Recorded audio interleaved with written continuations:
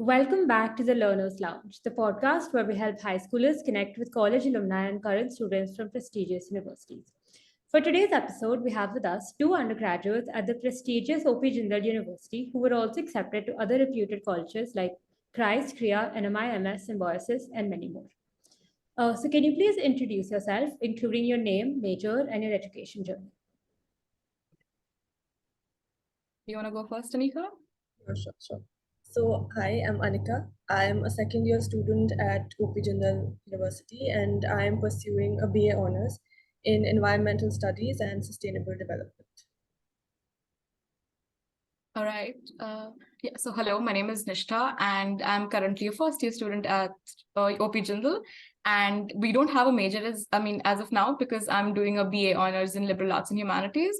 So you declare your major in the third semester, which is in the second year. So as of now, it's just a couple of foundational and core courses and sort of exploring various disciplines. And then you move on to choose your major.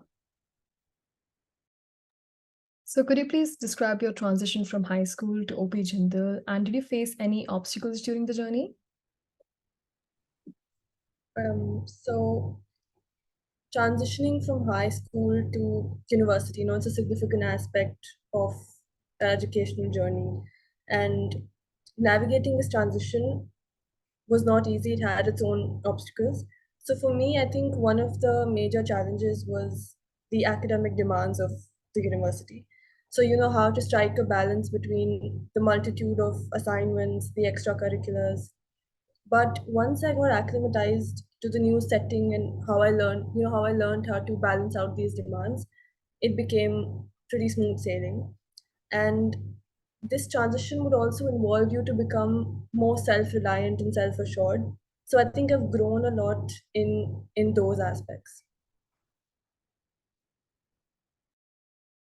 Yeah, I think I have to agree with Anika. Like, if you look at it largely, it is such a huge shift. And the thing is, since I was like born and brought up in UAE, I've like sort of shifted countries. And I think that is also a major culture shock in its own. But it's fun. It's not always fun, but it's like you're exposed to different situations, different people. And I think in the beginning, because I just came like 3 weeks ago, it was, I think, first couple of days, I was very overwhelmed with the number of people at Jindal, and also it was just a completely different thing. So yes, in the beginning, it's like, oh, I'm so overwhelmed. I don't know how this is going to go. My classes haven't begun yet. What if this course is not right for me? You have all those self-doubts and everything, and you miss the comfort of home. You miss the space. You miss a lot of things. So yeah, it is. I mean, it has been difficult, but I think over the past few weeks, or over time, or day by day, you get little clarity. And of course, like Anika also mentioned, the academic shift. I mean, for us, classes have only begun 2 weeks ago, and I really definitely can. I think within 1 or 2 days of the classes, I did realize that, okay, what were we doing in school? And I realized that, okay, we were not really like the sort of methodology and pedagogy over here is completely different to how it is in school. Because especially since I come from CBSE, it's a very rote memorization sort of emphasis. So yeah, I think the academic thing is also, I mean, the academic aspect is also a little challenging. And I'm not saying I've completely sort of, understood that or sort of made sense of it entirely. I think slowly, hopefully, the effort with giving the effort and time, I hope I do sort of get accustomed to the academic and all other aspects of the university. Yeah, I think I do personally resonate with the culture shock bit as well. And even the academic shift is something that I think everyone should account for while they're even choosing like what kind of university or what kind of course they want to, study at or pursue. So what are interdisciplinary studies like at OP Jindal, and how easy is it to pursue two different things like art and physics or CS and business? Right. So when it comes to interdisciplinarity, I think Jindal actively promotes it. So there are 12 overall schools in Jindal and they're all situated in one academic block. So for example, I took a course, so we can take cross electives that are basically courses you can take from other schools. So I took a course from, it's called GIS. So it's very, very important in my field of study. And it's a course that's offered by the School of Government and Public Policy. So if I want, I can take a course from the law school or the business school. So in that sense, interdisciplinarity is actively promoted. And also within my course, I have two subjects called water sanitation and health, and another is water science and policy. So the first course involves us going out into the public and actually interacting with people and asking them what they think is the problem with water sanitation. What do you think can we do to improve it? And the other course on water science and policy, as the name suggests, it's about the policy aspect. The standing of water in the constitution and the legal framework that's behind it, and also a little bit of science related to water.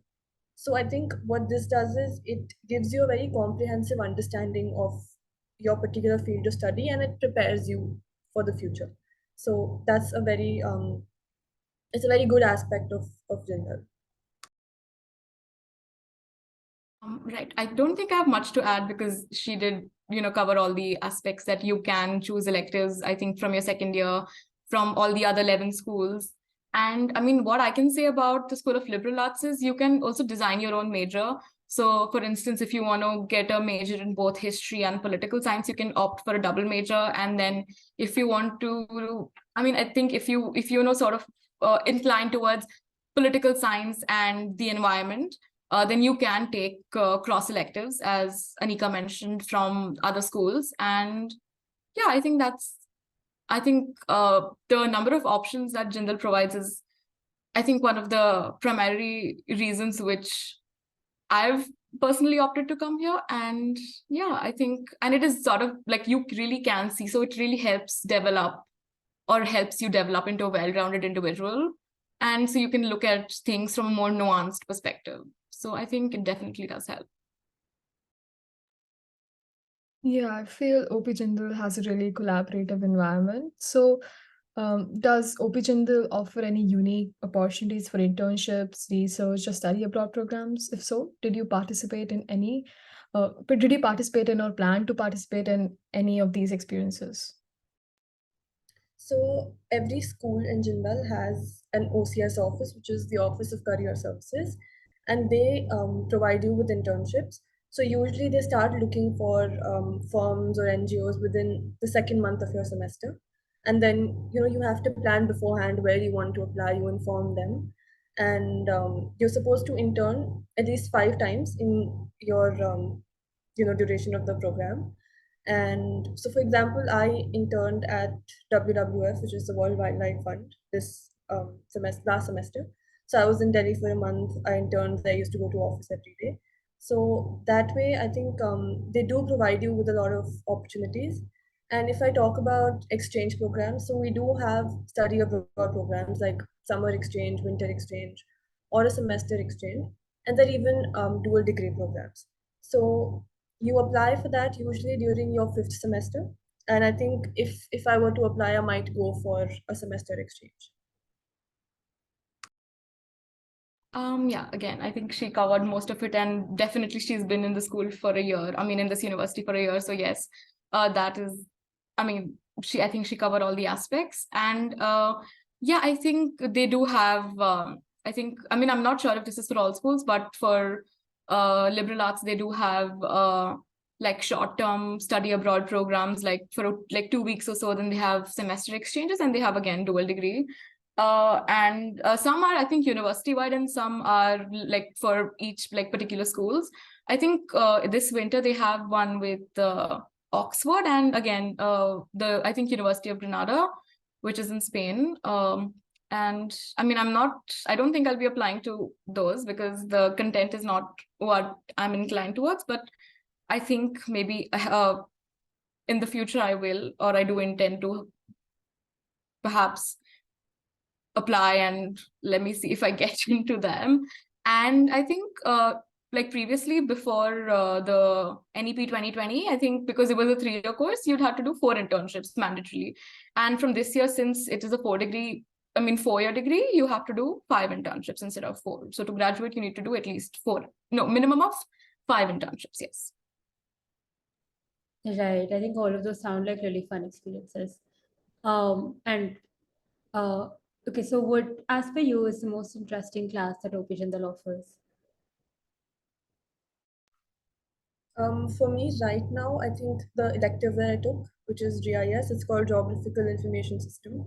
So it's basically, it has a lot to do with mapping. It has a lot to do with, prediction. Like through GIS, you can predict natural disasters. So I think that's a very interesting course.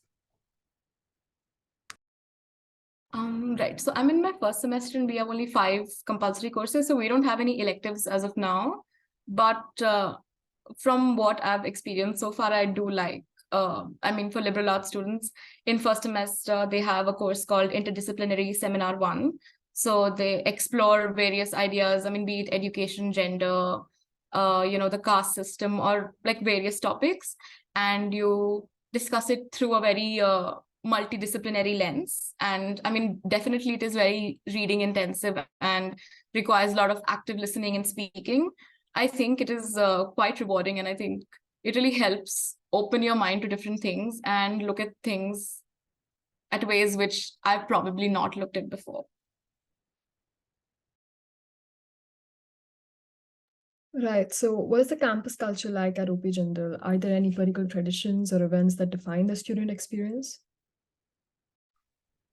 So there's a cultural event that is coming up in Jindal, and it's a pretty big event. It's a 2-day event, and famous singers come. Their party. There's a DJ night. There are food fests.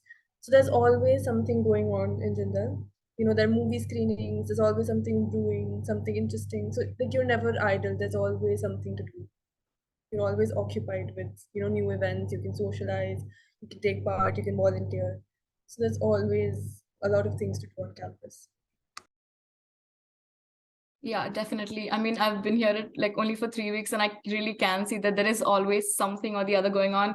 Even if it's not a big event, there are still, minor school events or movie screenings and all going on. So genuinely, I have realized that you are never really idle on campus, or you won't have to feel that, okay, I have nothing to do on campus. There is always something to do. Yeah, and I think there are 3 like flagship programs at Jindal, which is Biswamil, which is the cultural fest. Then I think there's Magnus, which is the sports, this one, and then the third one is the Buddy Project, which is I think done at the beginning of the year when all the freshers come in. But apart from that, you do really have small events going on all throughout the week. So there is always something to do at Jindal. Sometimes it's a little exhausting, but I think it's when you really have the time, I think it's a good opportunity to sort of unwind from all the, academic stress or really just stress in general. So I think in that sense, it's a very good thing that there is always something to look forward to. Yeah, I feel like those bits of college, like especially, are really important because to break like the monotony of like academic rigor there. Okay, and for the last question, what advice would you give to current or aspiring students who are considering attending OP Jindal University? So there are 2 things I would say. I think the first is it is so important to be as organic and as authentic as you can in your application process. Be it your interviews, be it your personal statement, be it your essays. The more authentic and the more organic you are, the more you stand out. And the second thing is once you come into campus, it's very important to build your connections. And like I said, and like she mentioned, there's so many events that take place. So it's actually a ground for, building connections, talking to people. And Jindal gives you a lot of opportunities to actually utilize that time. So I think if you build on that, it'll really be fruitful. Yeah, I think I will agree with what you said. Definitely, when it comes to the application thing, I definitely think it is of utmost importance to really be yourself and not try to project or just showcase that someone you are not. And also, I think coming to university is quite overwhelming, and it is sort of intimidating. And a few like there might be some moments where you feel a little lonely initially. but definitely there are so many things going on. You will find people, maybe not instantly, but over time, as you sort of explore, you will meet people from diverse backgrounds, and I mean, they will help you it'll help make connections and network and all of that. Only, I mean, not only in your professional lives, but also in your personal lives. I think you really grow as individuals, and I think you learn a lot just by listening and talking to other people. And I think it's fun, and also I think it's overwhelming. So I think once you get into university, or even the entire process, it's overwhelming. So I would say, please give yourself some time and space to figure things out, because sometimes it feels like, okay, you have no idea what's going on. But I think giving yourself the time and space, and also those around you, so like being in allowance of that uncertainty, helps once in a while, because otherwise it's too much pressure. So just don't be too hard on yourself. I think that. Yeah, that definitely makes sense and it was really insightful. So thank you so much for being here, Nishta and Anika. We definitely learned a lot, and I'm sure that everyone watching this did as well. Thank you for having us. Yeah, thank you for your time, and thank you for having me. And for everyone watching, don't forget to subscribe to our podcast and follow us on Instagram @The Learners Lounge to stay updated on future episodes. Until next time, take care and keep learning.